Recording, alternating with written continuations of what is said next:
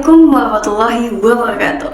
Halo teman-teman semuanya, selamat datang di podcast Tukar 2023. Di day 2 ini kembali lagi bersama aku, Dwi Fitri Nazari dari Angkatan 58 sebagai host pada podcast kali ini. Kita akan berbincang mengenai topik yang sangat relevan dan sangat seru pastinya, yaitu FD Time Management Strategies and Education on Your Mental Health. Kita akan berbincang mengenai strategi manajemen waktu yang efektif dan kita akan membuka sisi percakapan terbuka mengenai kesehatan mental teman-teman sekalian. Kita akan berbincang mengenai hal ini bersama narasumber kita, yaitu Kata Bagus Aditya Rizky dari Angkatan 56. Halo Kata Bagus Aditya. Halo Fitri. Kita berjumpa lagi di podcast ini Kak. Iya nih, senang banget kita bisa ketemu lagi ya. Dan saya juga senang bisa ketemu teman-teman di kesempatan yang kedua ini. Gimana nih kabar Fitri juga hari ini? Alhamdulillah baik kabar saya Kak, dan saya sangat excited banget untuk berbincang kembali di podcast ini Kak. Tanpa berlama-lama lagi, langsung saja kita berbincang menanyakan mengenai bagaimana nih Kak strategi manajemen waktu yang efektif yang bisa kita lakukan di kalangan mahasiswa untuk meningkatkan kesehatan mental kita Kak. Oke, topik kali ini tentang time management berarti Iya, ya kurang lebih kan Fitri. Mungkin ada banget nih teman-teman benang merahnya sama episode podcast kita sebelumnya, yaitu terkait tekanan akademik yang ada hubungannya dengan mental health dan juga pengelolaan stres nih. Jadi untuk time management sendiri teman-teman pasti sudah tahu kan, itu merupakan suatu kemampuan kita dalam mengelola waktu yang mana menurut saya itu kita dapat mengerjakan banyak sekali hal dalam waktu yang sangat singkat. Itu definisi time management menurut saya nih Fitri. Kemudian berbicara terkait tekanan akademik itu sendiri, menurut saya time management ini berperan sangat penting karena jika kita memiliki kemampuan ini, maka tekanan-tekanan yang ada dapat kita selesaikan dengan baik, terkelola, terstruktur, terencana, dan juga akan semakin menjaga kesehatan mental kita dari adanya stres, depresi, dan lain-lain. Kayak gitu. Kemudian jika berbicara tentang bagaimana sih time management yang baik ya, seperti itu. Kalau dari saya sendiri, pertama itu ada basic yang harus diketahui dulu nih teman-teman terkait time management, yang mana kita harus mengetahui skala priority atau skala prioritas, priority scale. Nah, di skala prioritas ini teman-teman mungkin sudah mendengar ya, ada 4 kuadran atau 4 bagian ya. Yang pertama itu teman-teman harus tahu mana yang penting dan harus didahulukan.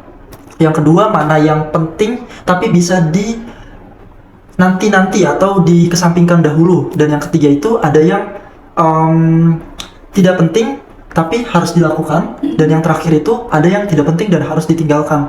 Nah, dari 4 bagian itu teman-teman harus bisa memposisikan nih di setiap kegiatan teman-teman. Seperti itu. Mungkin saya bisa contohkan agar lebih tergambar ya Fitri. Yang pertama itu yang penting dan harus didahulukan. Contohnya kita diberi tugas laprak kayak gitu. Itu sudah ada deadline yang jelas dan sudah tahu sulitnya sejauh mana. Jadi itu penting dan harus didahulukan seperti itu. Kemudian di saat kita mengerjakan laprak, ternyata ada rapat organisasi. Dan rapat organisasi ini bisa dimasukkan dalam kategori penting namun bisa dikerjakan nanti atau dilakukan oleh orang lain. Misalkan teman-teman bisa saja izin untuk digantikan posisinya oleh teman yang lain, seperti itu. Itu di kuadran yang kedua. Dan kuadran yang ketiga sebagai contohnya ada yang tidak penting namun harus dilakukan. Contohnya adalah telepon yang tiba-tiba di saat kita mengerjakan laprak nih Fitri, tiba-tiba ada telepon. Nah, itu harus kita angkat saja walaupun itu tidak termasuk dalam prioritas kita. Seperti itu kita harus angkat, siapa tahu itu merupakan hal yang penting.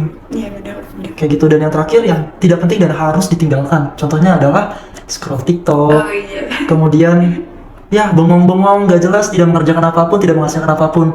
Seperti itu. Jadi daripada kita tidak mengerjakan apa yang penting, lebih baik yang tidak penting dan harus ditinggalkan, ya itu harus kita buang benar-benar. Kayak gitu. Itu basic dari time management menggunakan priority skill. Kemudian yang kedua, saya membuat salah satu strategi kecil-kecilan nih untuk memanage waktu. Mungkin agar mudah diingat ada singkatannya teman-teman, yaitu STAR. Yang mana STAR ini singkatan dari S-nya itu adalah teman-teman memiliki strategis kayak gitu. Kemudian T-nya itu time based, A-nya itu achievable, R-nya itu reasonable. Yang S itu strategis, teman-teman harus benar-benar mengetahui tujuan untuk melakukan hal itu untuk apa kayak gitu. Gak mungkin kan kita melakukan satu hal tidak ada tujuan yang jelas. Seperti itu harus ada tujuan yang jelasnya. Kemudian yang kedua adalah time based. Time based ini merupakan berbasis waktu, yang mana dalam mencapai tujuan tersebut harus kita susun waktunya. Kayak gitu. Misalkan saya ingin belajar bahasa Inggris, berbicara bahasa Inggris dengan lancar, itu tujuan saya sudah jelas. Kemudian time base-nya harus saya susun. Targetnya dalam 1 bulan saya sudah menguasai beberapa vocabulary misalkan, atau dalam beberapa minggu sudah menguasai beberapa grammar. Seperti itu time base. Kemudian yang ketiga achievable. Achievable ini erat kaitannya dengan apa yang kita mau cicil, apa yang kita mau tuju kayak gitu, harus benar-benar bisa dicapai. Jangan misalkan kamu mau mahir bahasa Inggris tapi hanya dalam waktu 1 jam. itu impossible kan. Tips. Itu apalagi kalau yang kita benar-benar masih pemula atau masih banyak yang kita belum kuasai. Pokoknya intinya harus achievable. Dan yang terakhir adalah reasonable. Reasonable itu yaitu alasan yang mana tujuan ini harus kita lakukan kayak gitu. Jangan kita membuat suatu strategi yang mana tidak ada alasan penting untuk dilakukan seperti itu. Nah, dari start tadi kita bisa memanage semua kegiatan dengan baik berdasarkan pengalaman saya, Fitri. Mungkin seperti itu ya kurang lebihnya. Nah, iya benar banget Kak. Aku setuju banget karena kita ketika udah tahu skala priority kita bisa memiliki tujuan yang efektif juga kita lakukan Benar. Kak. Dan untuk teman-teman sekalian, coba untuk terbiasa menerapkan skala priority-nya dan tetap pada pendirian untuk mencapai tujuan yang teman-teman inginkan. Mungkin selanjutnya Kak, pertanyaan selanjutnya mengenai apakah menurut Kakak penting untuk kita itu lakukan self care gitu. Jika iya, bagaimana tips untuk kita melakukan aktivitas yang produktif dan mengembalikan kesehatan mental kita Kak? Oke, self care lagi nih ya Iya, Fitri, iya. teman-teman juga nih. Mungkin beberapa base dari self care sudah saya sampaikan di podcast sebelumnya. Kalau terkait time management itu, kalau menurut saya self care itu erat kaitannya seperti kita memanage waktu untuk diri kita sendiri, agar diri kita ini tetap dalam kondisi yang fit, prima, sehat dalam menjalankan semua kegiatan-kegiatan yang ada dalam merealisasikan kegiatan yang sudah kita manage. Contoh time management untuk diri sendiri, untuk kesehatan diri sendiri itu adalah tidur yang cukup misalkan. Teman-teman jangan begadang demi mencapai semua kegiatan yang sudah teman-teman susun. Teman-teman sudah menyusun skala prioritas nih, banyak padat, tapi teman-teman tidak menyusun prioritas untuk kesehatan teman-teman, seperti tidak tidur gitu, rela begadang demi semuanya tercapai dalam 1 hari atau 2 hari seperti itu. Itu sangat tidak disarankan teman-teman, karena tentunya itu tidak baik untuk diri sendiri, yang mana nantinya kesehatan teman-teman pasti akan terganggu, psikis teman-teman juga akan terpengaruhi, yang mana akan lebih malas dalam menjalankan kegiatan-kegiatan tersebut apabila teman-teman kurang tidur seperti itu. Kemudian selain tidur juga makan yang cukup yang pastinya, karena dengan makan, minum ataupun nyemil-nyemil itu merupakan memasuk energi ya untuk diri kita sendiri untuk melakukan semua kegiatan-kegiatan yang ada. Kalau teman-teman tidak memprioritaskan makanan, teman-teman akan lemas dan bawaannya capek terus gitu. Jangankan menyelesaikan satu kegiatan, setengah perjalanan aja teman-teman bahkan itu akan sulit jika teman-teman tidak dalam kondisi yang kenyang ataupun cukup makan seperti itu. Cukup makan, cukup minum itu penting banget teman-teman. Kemudian mungkin ya yang time management terakhir itu yang penting perlu dikuasai adalah refreshing seperti itu merupakan suatu bentuk self care yang harus kita lakukan dalam manage time management, yang mana kalau misalkan pikiran kita fresh, kita senang, kita juga akan mudah dalam melakukan semua kegiatan yang sudah kita susun, semua kegiatan yang sudah kita prioritaskan seperti itu. Jadi time management akan berjalan dengan baik dengan kita memperhatikan self care seperti itu. Iya, aku setuju banget karena ketika kita peduli dengan diri kita sendiri, kita bisa melakukan aktivitas dengan baik, teman-teman. Apalagi kita udah menerapkan, kita tuh bisa untuk love yourself at first gitu. Kita memprotes diri kita, itu akan meningkatkan semangat kita untuk beraktivitas selanjutnya gitu kan. Benar banget, setuju banget. Iya. Mungkin pertanyaan selanjutnya nih Kak, menurut Kakak apakah penting kalau kita tuh memiliki jaringan sosial gitu? Jika iya, bagaimana nih Kak tips kita untuk memiliki jaringan sosial yang kuat dan bisa meningkatkan kesehatan mental kita? Oke, masalah dukungan sosial atau social support itu menurut saya penting banget teman-teman, apalagi kalau kita kaitkan dengan time management, dengan tekanan-tekanan akademik dan menjalankan semua tujuan-tujuan dengan baik. Itu merupakan hal yang penting mendapat dukungan dari orang lain, karena kita sebagai manusia tentunya tidak bisa mengerjakan semuanya sendirian, seperti itu perlu bantuan orang lain. Seperti itu, sekecil apapun kegiatan yang kita lakukan itu pasti lebih baik jika ada bantuan oleh orang lain seperti itu. Nah, ada ibarat juga nih, saya punya pengibaratan kasus yang mana misalkan ada sapu lidi yang digunakan untuk membersihkan sampah seperti itu. Kalau kita menggunakan hanya satu lidi saja untuk membersihkan sampah, itu pasti sangat sulit, sangat sulit. Jangankan untuk menggeser sampah itu, untuk jangankan untuk menggeser sampah itu aja sudah sulit dengan satu lidi kan, seperti itu. Jadi ibaratnya lidi ini adalah diri kita sendiri. Jadi kita butuh lidi-lidi yang lain seperti itu, butuh bantuan orang lain supaya bisa membersihkan sampah itu, menggeser sampah itu, yang mana sampah di sini merupakan tujuan yang harus kita selesaikan seperti itu. Jadi intinya kita butuh support oleh orang lain kayak gitu. Terus kalau ada orang yang bilang, tapi kan saya introvert, tapi kan saya mampu, saya perfeksionis, saya bisa melakukan semua itu balik lagi ke mindset teman-teman. Jangan terlalu, kalau teman-teman merasa bisa melakukan semuanya, jangan terlalu sombong, karena apapun yang kita nilai baik belum tentu baik di mata orang lain. Misalkan aku mengerjakan suatu gambar pohon dan rumah, menurut aku itu saya sudah cukup, udah bagus, udah wow gitu. misalkan seharian penuh. Tapi di saat orang lain menilai, belum tentu orang lain menilai gambar itu bagus, gambar itu wow, walaupun mengerjakannya seharian kayak gitu. Nah, beda lagi kalau aku menganggap gambar itu sepertinya harus ada yang disempurnakan. Coba minta bantuan teman untuk tambahin mungkin gedung lain atau menambahkan gradasi warna. Nah saya minta bantuan kamu. Terus kamu memberi bantuan dengan menambahkan ornamen-ornamen lainnya, dan jika dilihat oleh orang lain itu bisa jadi suatu hal yang luar biasa dan lebih baik. Seperti itu sih mungkin kurang lebih gambaran-gambaran tentang social support menurut saya. Ya benar banget, kita bisa menemukan social support dimanapun dan kapanpun juga ya Kak. Benar. Kita walaupun kita introvert, extrovert itu nggak masalah gitu teman-teman. Teman-teman bisa mendapatkan hal itu ketika teman-teman melakukan hal-hal positif baiknya, menjaga relasi pertemanan dengan baik gitu. Mungkin hal selanjutnya nih Kak, terakhir banget, apakah ada saran dan masukan dan motivasi sama mahasiswa nih Kak mengenai kesehatan mental agar kami tuh terjaga juga kesehatan mentalnya Kak? Oke, terkait itu mungkin saran saya nggak terlalu banyak ya teman-teman. Intinya semua tentang mindset diri kita sendiri. Kalau teman-teman merasa tidak bisa melakukan, teman-teman harus mulai dari sekarang. Percaya diri aja dulu, teman-teman.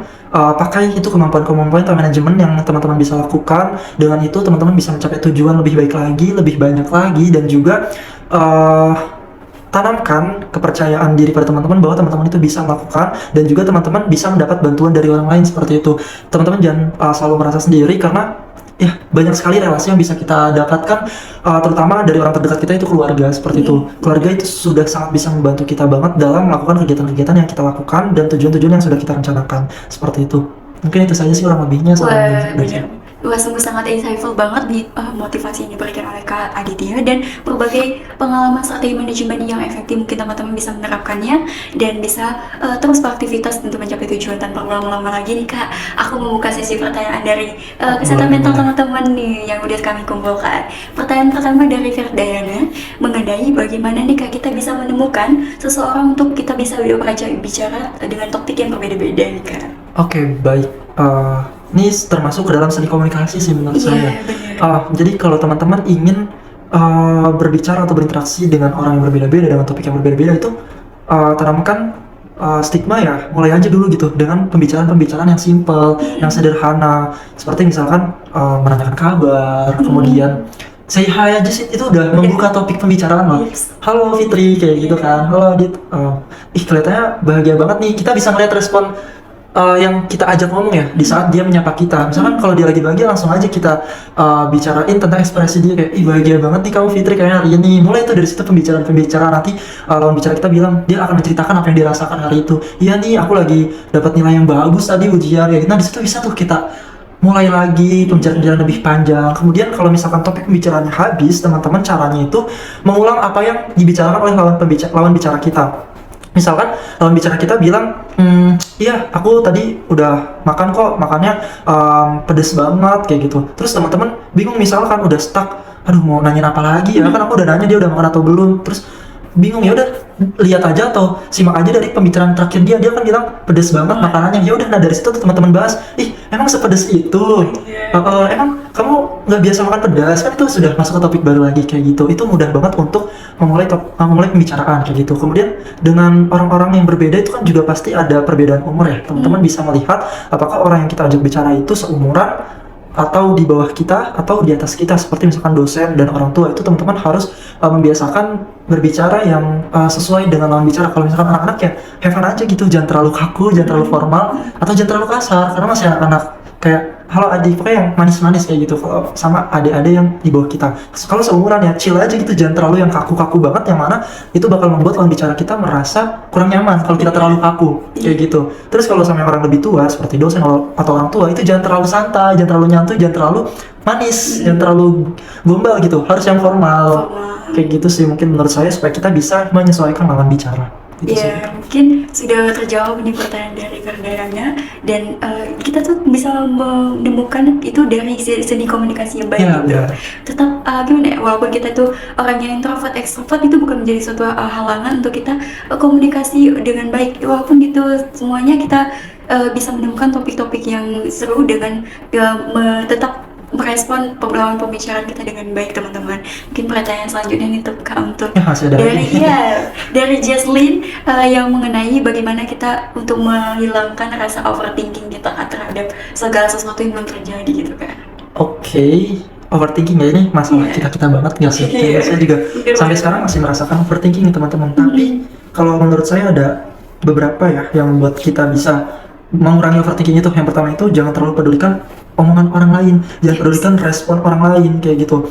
Misalkan kita mau presentasi tugas atau mau bertanya, kan kita suka overthinking, nanti pertanyaan saya terlalu mudah, terlalu simple, terlalu dibuat-buat kayak gitu, nanti orang-orang ada yang tersinggung sama pertanyaan saya, itu kan overthinking masuknya. Nah di sini kita bisa nggak perlu memikirkan apa yang orang lain respon gitu, udah nggak usah dipikirin, lakuin aja, just do it, karena selama menurut kita itu baik, lakukan kayak gitu, nggak ada yang salah, nggak perlu memikirkan respon orang lain, kecuali kita melakukan hal yang buruk, kita mau mencuri, itu wajib kita memikirkan respon orang lain, apa yang dia derita apabila barangnya kita curi, itu wajib kita overthinkingin. Kalau kita melakukan hal yang baik, nggak perlu teman-teman di overthinkingin. Kedua, jangan suka menyalahkan diri sendiri dan percaya sama diri sendiri kayak gitu. Kadang kita nggak pede ya, misalkan mau mengambil tantangan gitu, misalkan nih kamu ditawari magang satu perusahaan, terus kamu overthinking, aduh tapi kayaknya itu susah deh,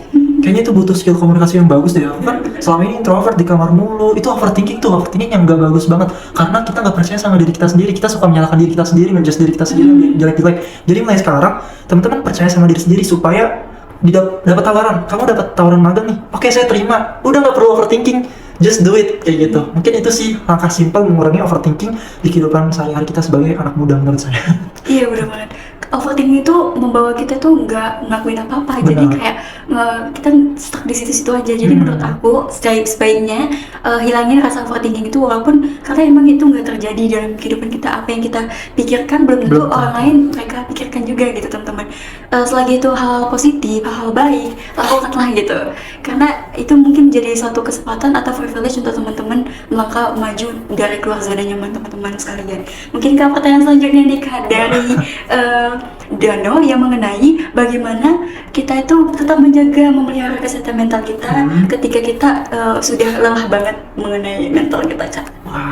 Gimana Itu Kak? Dano ya, coba ditonton sampai habis nih pembicaraan di podcast yang pertama kemarin, itu seru banget loh. Itu sudah banyak sekali membahas terkait tips-tips cara menjaga kesehatan mental. Menurut point of view saya Dano, mungkin itu intinya sih kalau dikaitkan dengan time management, kalau kita mau mental baik, kita harus menyeimbangkan antara akademik, non-akademik, dan juga untuk self-care kayak gitu. Kita harus bisa memanage ketiga-tiganya agar mental kita tetap terjaga. Jangan terlalu nge-push diri kita untuk akademik kayak gitu. Kayak pengen IPK 4 harus belajar terus, ujian harus maksimal, harus dan lain-lain boleh kayak gitu, tapi harus tetap memperhatikan, di manage gitu. Belajar satu hari berapa jam, terus nanti sisipkan waktu untuk makan yang cukup, tidur yang cukup, dan juga melakukan hobi. Apa yang kita senang itu harus dilakukan. Itu untuk menyeimbangkan stres-stres yang ada di kepala kita, meringankan beban yang ada di tanggungan kita, seperti itu. Kemudian mungkin ada beberapa saran dari saya sebagai mahasiswa nih. Wah, apa itu Kak? Kadang kita mau banget aktif di kegiatan akademik ya. Jadi teman-teman suka banget ngikutin semua organisasi, semua volunteer, sukarelawan, semua kegiatan. Nah di sini teman-teman harus bisa memilah teman-teman mana yang bisa teman-teman dapatkan benefitnya paling baik gitu, dan teman-teman bisa memberikan yang terbaik untuk organisasi itu kayak gitu. Jangan teman-teman semua diikutin tapi nanti teman-teman gak dapat apa-apa dari organisasi itu, dan teman-teman tidak memberikan apapun untuk organisasi itu. Kalau saya sampai 4 tahun ini S1 di IPB, saya hanya memilih satu komunitas dan satu organisasi, karena saya merasa dua wadah itu sudah cukup memberikan benefit untuk saya ke depannya, dan terbukti hingga sekarang, dan saya juga dapat memberikan kontribusi saya untuk dua wadah tersebut. Dan tentunya dengan saya mengikuti kegiatan di dua tempat tersebut tidak mengganggu kewajiban akademik saya. Jadi tidak ada alasan saya ada tugas kelompok kuliah, ntar dulu ya, lagi rapat organisasi, ntar dulu ya, lagi kegiatan di luar, lagi ngecamp di UKM ini. Jadi teman-teman harus bisa memanage, jangan terlalu tergiur dengan semua organisasi yang ditawarkan. Teman-teman harus memilah lebih bijak, itu tentunya demi kebaikan teman-teman sendiri.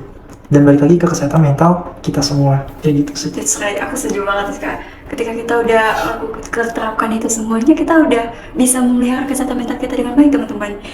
Sungguh ini Kak, perbincangan kita tuh sangat seru banget dan sangat insightful dan bermanfaat tentunya untuk teman-teman sekalian. Dan tentang kesehatan mental teman-teman udah terjawab juga. Jadi mungkin aku ingin mengharapkan teman-teman dari podcast Tukar 2023 dari sesi 1 sampai sesi 2 ini dapat berguna untuk teman-teman sekalian. Saran aku pribadi, hidup ini itu hanya sekali, maka lakukanlah yang berarti. Mungkin banyak orang yang berubah dan bertahan, tapi satu yang pasti, keyakinan, harapan, dan cita-cita teman-teman harus terus diperjuangkan. You can do it. Kamu bisa melakukan itu semua tanpa ketergantungan orang lain, dan kamu bisa untuk melakukan aktivitas berikutnya tetap terjaga kesehatan mental teman-teman dan mengendalikan pemikiran teman-teman dengan baik juga, karena pemikiran itu mempengaruhi keadaan kita juga, teman-teman. Ya, dan aku cukup berterima kasih banyak kepada Kak Tubagus yang telah meluangkan waktunya berkesempatan berbincang mengenai podcast Tukar 2023 dari sesi pertama ya Kak, sampai sesi kedua ini yang sangat-sangat berguna, dan aku sangat mensyukuri akan hal ini.